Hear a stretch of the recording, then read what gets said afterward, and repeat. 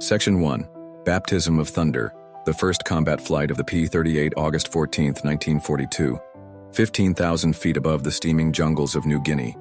Lieutenant Richard Bong grips the control yoke of his new fighter, the Lockheed P-38 Lightning, and feels the vibration through his gloves. The twin Allison engines scream on either side of the cockpit, their propellers slicing the humid Pacific air into violent spirals. Sweat stings his eyes. Below him, a formation of Japanese bombers glints silver in the morning sun, escorted by agile Zero fighters. Lightning lead, this is 2. You've got company high, 3 o'clock. The radio crackles in his headset, the voice urgent, almost drowned out by engine noise. Bong banks hard right. The Lightning shudders, fighting him. He feels the pull of the G-forces pinning him to his seat as the horizon tilts. The twin booms of the aircraft, the Lightning's trademark, flex in the strain. He lines up a target in his gun sight, a Mitsubishi Zero diving straight toward him. He squeezes the trigger. 4.50 caliber Browning machine guns and a 20mm cannon roar in perfect harmony. A stream of fire tears through the air, bright, straight, devastating. The Zero bursts into flames, spiraling down toward the jungle canopy. For a brief moment, Bong feels the rush, the surge of victory. But then the Lightning bucks violently. A jolt, a warning light, oil pressure dropping fast. One of the Allisons is coughing, belching smoke. He swears under his breath. The left engine's temperature gauge climbs past the red line. He knows this feeling all too well. The Lightning's engines are temperamental, fragile in tropical heat. It's his third malfunction in 2 weeks. Damn it, not now, he mutters, throttling back. The plane veers unevenly, yawing left. He has to fight it every second to keep it stable. When the P-38 first arrived in the Pacific, pilots called it the fork-tailed devil. Not because of its power, but because it seemed to hate its own pilots as much as the enemy. Its twin engines overheated, its controls locked up at high speeds. Compressibility, the mysterious new phenomenon of aerodynamic drag, could send it plummeting uncontrollably toward the ground if a pilot dove too fast. And yet, when it worked, it was unmatched. Bong coaxes the damaged Lightning back toward base. The jungle stretches endlessly below him, a living green ocean. He can smell burnt oil in the cockpit. The second engine groans, but it holds. He glides low, skimming treetops as he approaches the rough airstrip carved out of the wilderness. Ground crewmen sprint across the runway as the P-38 touches down hard, both tires screeching. The left engine sputters one last time before dying completely. Bong rolls to a stop and pulls off his headset, heart pounding. The maintenance chief jogs over, eyes wide. Another engine, Lieutenant? Bong nods, climbing down from the ladder, his flight suit streaked with oil. She held together long enough, he says, patting the silver fuselage. But she's got a mean streak. He's not alone in that sentiment. Around the Pacific, many pilots despise the Lightning. It's fast, blisteringly fast, but difficult to master. Too many have died learning its quirks. In the briefing huts and mess tents, they joke bitterly that the P-38 doesn't need enemies. It kills its own men first. But Bong sees something others don't. Beneath its flaws, beneath its temperamental nature, the Lightning hides potential, raw, unrefined power. Its range is unmatched, its firepower devastating. And in this vast theater of ocean and jungle, range means life. As night falls over New Guinea, the silhouettes of P-38s line the airfield, twin tails glinting in the moonlight, their noses streaked with soot and oil. Inside the operations tent, commanders pore over maps of the Solomon Islands, tracing routes too long for any single engine fighter to reach. They know the war in the Pacific isn't about territory. It's about distance. Islands scattered like stepping stones across thousands of miles, and only one plane can cross those distances, strike deep, and come back alive. The P-38 Lightning. In the coming months, this flawed, unpredictable machine will transform from a pilot's nightmare into the weapon that breaks Japan's air power. It will carry America's greatest aces into legend. Bong, McGuire, and others whose kill counts will redefine aerial combat. But first, it will have to survive its own demons. From problem child to Pacific predator, taming the Lightning, October 1942. Port Moresby Airfield, Papua New Guinea. The morning sun rises over a row of gleaming aluminum P-38s. Their twin tails glint gold in the heat haze, while ground crews swarm over them like ants. Some tighten bolts, others patch holes from the last sortie. In the humid air, the smell of fuel and sweat mixes with the sweet metallic scent of machine oil. Lieutenant Richard Bong watches from the shade of a palm hut, a mug of black coffee in hand. He's flown nearly a dozen missions now, and every one of them has taught him something new, about the Lightning, about the Japanese Zero, and about himself. When the P-38 first arrived here, its reputation preceded it: fast, long-range, and deadly. But few pilots believed it. The stories from Europe had already spread: controls locking up in dives, engines failing mid-combat, electrical faults frying radios and instruments. One by one, men had been lost, not to the enemy, but to the machine itself. In the early weeks, the 39th Fighter Squadron's maintenance logs were thicker than their victory reports. Engines burned out, oil lines ruptured, turbo superchargers failed under tropical humidity. But the men of the 39th were nothing if not stubborn. They learned to fight the Lightning's flaws the same way they fought the enemy, with persistence and creativity. Mechanics wrapped vital components in improvised insulation to resist moisture. Pilots refined takeoff techniques to avoid overheating the Allisons.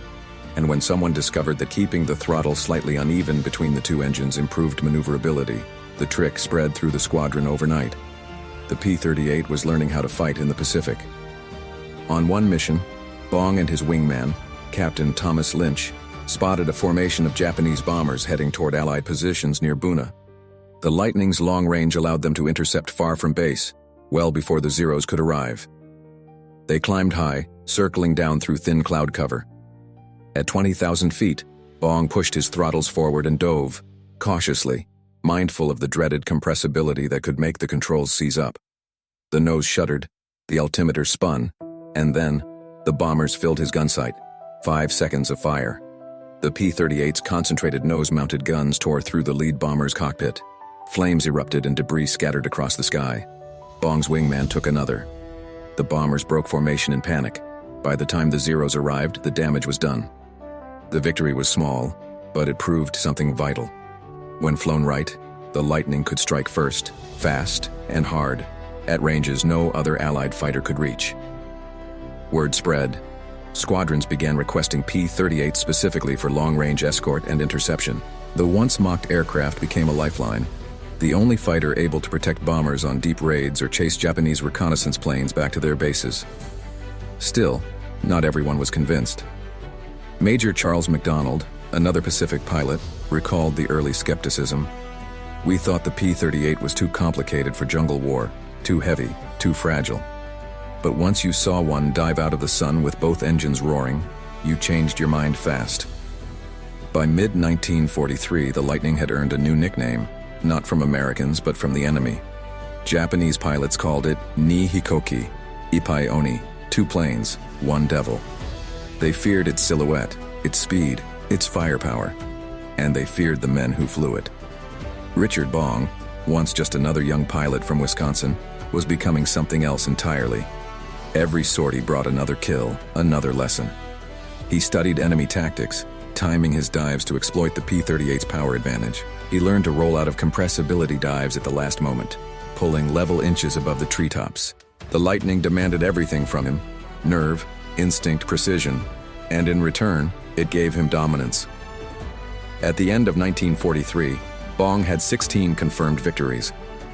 By early 1944, he'd doubled it, and still, he flew with the same calm grin, the same quiet humor, the same focus.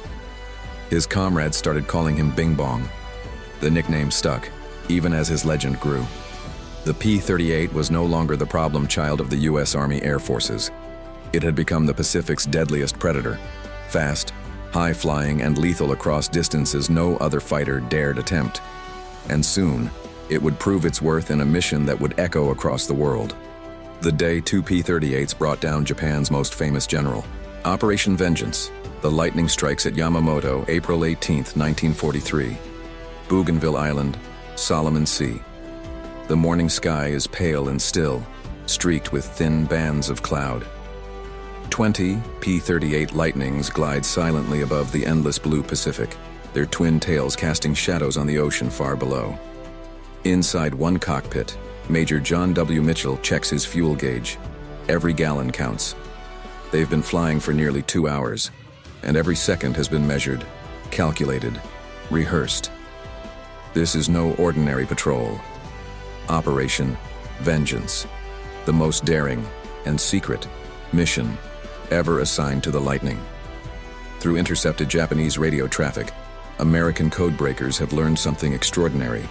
Admiral Isoroku Yamamoto, architect of the attack on Pearl Harbor, will be flying today, inspecting frontline bases near Bougainville. His schedule, his route, even his departure time, all decoded. But to reach him, the P-38s must fly 600 miles, deep behind enemy lines, skimming the waves to avoid radar detection. No other fighter on Earth could make that flight and return. Only the Lightning, with its twin engines and long-range tanks, can attempt it. The men fly in absolute radio silence. The only sounds are the wind over the cockpit glass and the low hum of engines. Mitchell leads the formation, glancing at his stopwatch every few minutes. Timing is everything. If they arrive early, Yamamoto won't be there. If they arrive late, he'll already be gone. As they approach Bougainville, Bong's old comrade, Captain Thomas Lanphier, adjusts his course, peering through binoculars. There, he whispers to himself. 2 Japanese bombers glinting in the sunlight, escorted by 6 Zero fighters. Right on time. Mitchell gives the signal. The formation breaks apart. Lanphier and his wingman, Rex Barber, climb sharply to intercept. The rest of the squadron fans out to cover their escape route. The P-38s thunder upward, engines roaring, vapor trails curling behind them. The Japanese formation spots them a moment too late. Lanphier dives straight toward the lead bomber, Yamamoto's plane, a G-4M Betty. His tracers streak across the sky, ripping into the bomber's right wing. Smoke erupts instantly. The Betty shudders, veers, and then bursts into flames. Witnesses below would later recall seeing it clip the treetops before exploding in the jungle. Yamamoto, the mastermind of Pearl Harbor, is dead within seconds. Rex Barber turns his Lightning toward the second bomber, catching it in a burst of cannon fire. The plane disintegrates mid-air, scattering wreckage across the forest canopy. The Zeros react furiously, diving, rolling, trying to corner the heavier P-38s. But the Lightning pilots have speed and altitude on their side. Lanphier pulls into a steep climb, engines howling, and the Zeros can't follow. When the fight is over, the sky is silent again. Only the Pacific wind and the distant hum of engines fading westward. The P-38s turn for home, running low on fuel. They've flown over 1,000 miles, one of the longest fighter missions in history, and achieved what bombers, submarines, and assassins never could. When they land hours later, exhausted, salt-streaked, and running on fumes, the news hasn't yet reached Washington. But within days, it will sweep across the world. The Japanese Empire's greatest strategist, gone, brought down by America's most doubted fighter.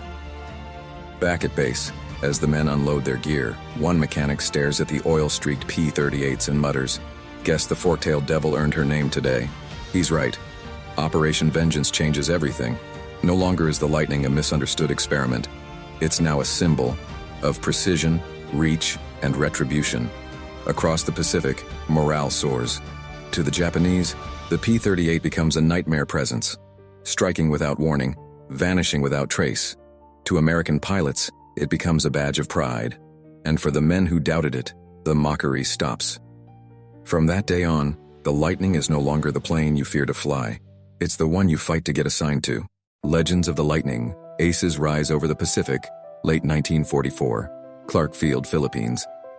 The air hums with the metallic whine of propellers as a dozen P-38 Lightnings roar down the runway, their twin engines kicking up dust and smoke.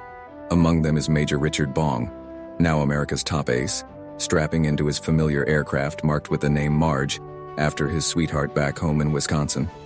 He's calm, focused. A cigarette dangles from his lips as the crew chief leans in. "Good luck up there, Major." Bong nods, flashing his boyish grin. Luck's for the other guy. The engines thunder to life. The twin booms vibrate with restrained power. Bong releases the brakes, and the P-38 surges forward like a coiled predator unleashed. Moments later, he's climbing into the bright morning sky, bound for another intercept over Luzon. By now, the war has changed. Japan's once mighty air arm is dwindling, but its pilots still fight with ferocity. Many are young, desperate, and willing to die. But facing Bong's P-38 squadron, they never stand a chance. The Lightning has evolved. Its flaws have been tamed, its pilots hardened. New variants, the J and L models, now carry boosted engines, better armor, and improved handling. The compressibility that once terrified pilots has been studied, charted, and turned into a tactical advantage. Bong's tactics are precise, almost mathematical. He dives from altitude, using the Lightning's superior speed to dictate every engagement. The nose-mounted guns, all 5 of them, hit with unmatched accuracy, concentrating fire without the need for wing convergence. 1 burst, 1 kill. He flies like a hunter, patient, silent, lethal. Over the Philippines, Bong's tally rises, 20, 25, 30. Each mission, he marks another victory on Marge's nose, but he never brags. When asked about his record, he just smiles and says, "I just try to stay alive." Behind the legend, though, there's weariness. He's seen too many not return. Major Thomas McGuire, his friendly rival and fellow Lightning ace, is closing in on his record and pushing the limits of endurance. The competition between them isn't about glory. It's about surviving one more mission, one more dogfight. In December 1944, McGuire leads a 4-plane Lightning patrol over Los Negros Island. During a low-altitude engagement, his P-38 stalls during a tight turn. The engines scream, the wings roll, and the aircraft slams into the jungle below.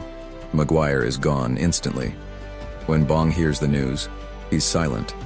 The room around him, the laughter, the noise, fades to nothing. He knows it could just as easily have been him. By early 1945, Richard Bong has scored 40 aerial victories, the highest of any American pilot. Washington pulls him from combat, declaring his tour complete. He's a national hero now, the poster boy for Army Air Force's recruitment. But for Bong, the war isn't about fame. It's about the machine that carried him through hell and brought him home. The twin-engine fighter everyone once mocked.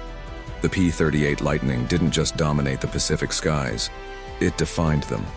It escorted bombers across 1,000-mile missions, strafed convoys, shot down reconnaissance planes, and shattered Japanese command structures from New Guinea to Okinawa. It did what no other aircraft could. Even as newer fighters like the P-51 Mustang rose to fame in Europe, the Lightning remained the king of the Pacific, unmatched in reach, resilience, and sheer power. When Bong finally returned to the U.S., he married Marge and began training on the new P-80 jet. On August 6, 1945, the very day the atomic bomb fell on Hiroshima, his jet malfunctioned during a test flight over California. Bong ejected too late. He was 24 years old. The nation mourned. General MacArthur called him the bravest of the brave. But even in death, his story remained tied to the machine that made him immortal. The Lightning had carried him through the deadliest air battles of the Pacific, and together they'd proven something no one believed possible, that America's problem child could become its deadliest angel. As the war ended, rows of P-38s sat silent under the tropical sun, their once shining wings dulled by salt and rain, their propellers motionless. But for those who flew them, their sound, the thunder of 2 Allisons tearing the sky, would never fade. They had mocked it once, but in the end, the Lightning had the last laugh.